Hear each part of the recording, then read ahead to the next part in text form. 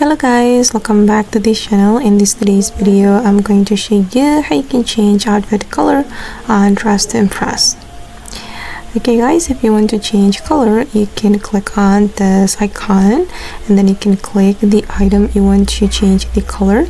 For example, I'm going to change the color of my skirt. Okay, you can also change the pattern if you want, and I'm just going to choose like pink or purple. And here you can change the color wheel. Okay, you can move it down or move it up to change the color wheel.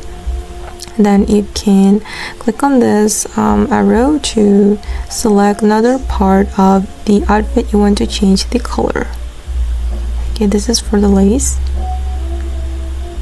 Let's try black. Okay, and I'm going to change my necklace as well.